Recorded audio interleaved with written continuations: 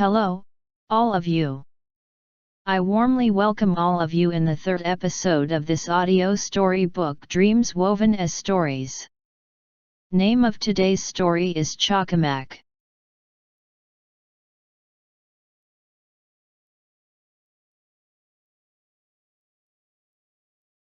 This story is a original work of fiction.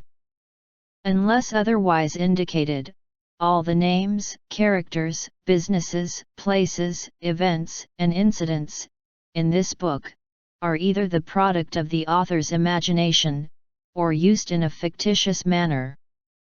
Any resemblance to actual persons, living or dead, or actual events is purely coincidental.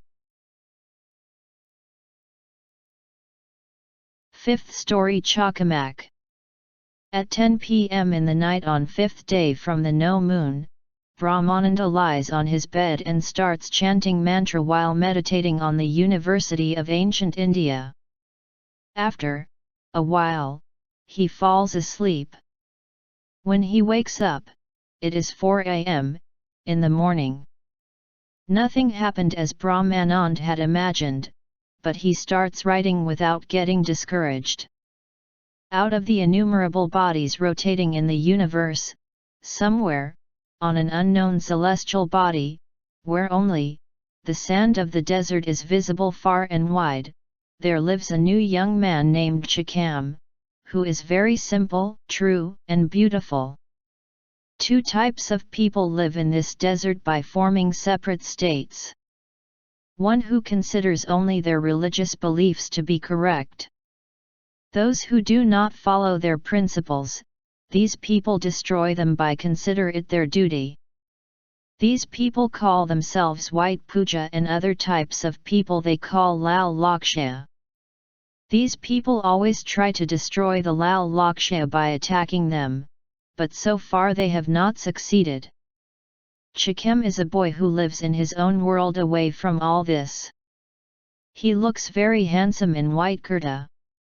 One day while shopping with his mother in the market, he sees a girl named Neelam, who is shopping with her mother at that place. The mother of both of them know each other, but they do not like each other. Neelam and Chakamak fall in love with each other at first sight. Chakamak and Neelam start visiting each other's house on some pretext and start meeting each other secretly. Chakamak's mother does not like Neelam. With the passage of time, Neelam-Chakamak's friendship and love intensify. But Neelam's father arranges her marriage to someone else without informing Neelam. When Chakamak and Neelam come to know about this, they both run away and get married.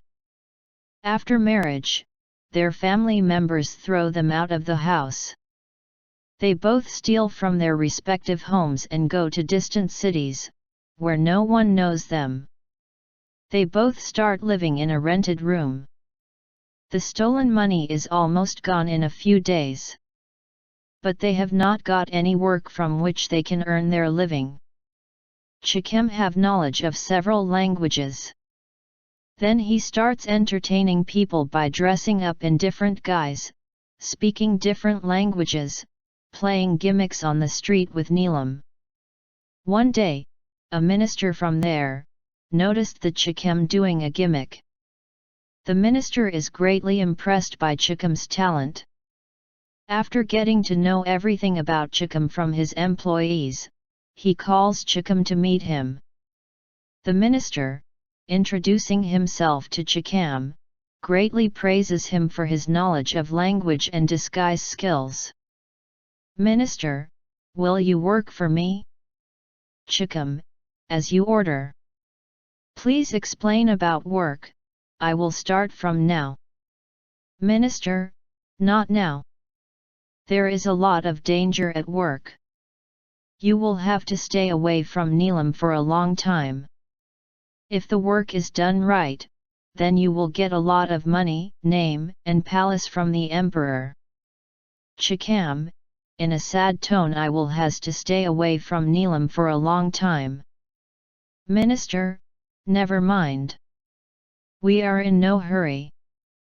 You discuss with your wife before taking decision. But remember, your life will be completely changed. All the troubles will end for forever. Money, so much that both of you cannot even think together. Chakamak went home and discussed with Neelam, then said yes to the minister. The minister gives Chakamak and Neelam a house to live in. Starts Chakamak's training and gets Neelam to do some minor work. At the end of the training, the minister gets Chakamak to enter the enemy's kingdom disguised as a Brahmin. Chakamak, wandering there for some time, impressing the people with his knowledge and skills, learns new techniques from the knowledgeable people there, comes in contact with the people close to the king there. Gradually, by pleasing the entire royal court with his knowledge and conduct, he also gains the trust of the king. Now he starts getting a lot of secret information too. Who goes there to reach his minister? On the basis of that information, the minister makes full preparations for the attack and attacks the Lal Lakshya. As the war is almost over, Chakamak gets a message to return. The minister sends Neelam to welcome Chakamak. Neelam welcomes Chakamak and walks with him towards her palace. There is a congested area on the way. Chakamak feels that the people there are staring at him. Neelam, why are you so scared? Chakamak, maybe they kill me, assuming someone else. Neelam, with smile on face, your hat is hiding, your kahaaniyaa. Do not afraid. The minister has called to meet. The minister has given us a palace. Now we are going straight to the palace. After reaching the palace, Chakamak first takes rest. Then at night goes to meet the minister. Minister, you have done a commendable job.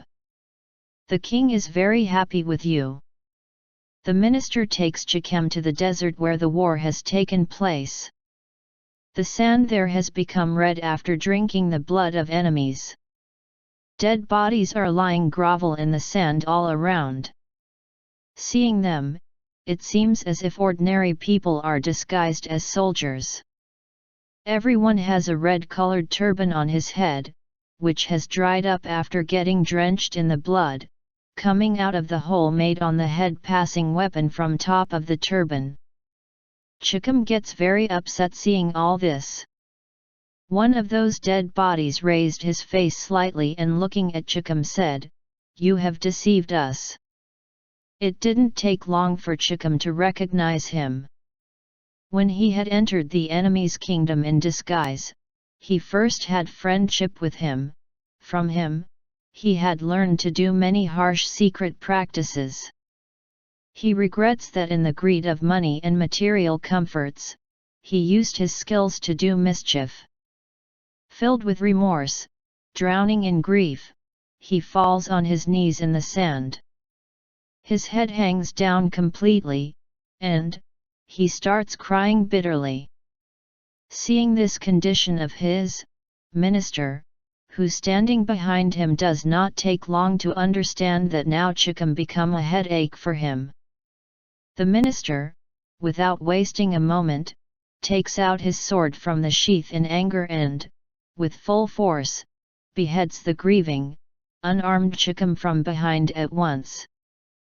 Chakamak's head separates from his torso and falls right next to the head of his wounded friend, who is grovel in sand.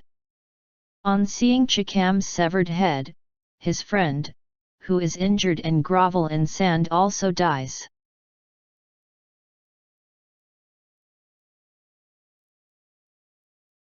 Thanking you for listening to this small fiction. Please share with others. We will meet with another story in the next episode. Till then, goodbye, have a nice time.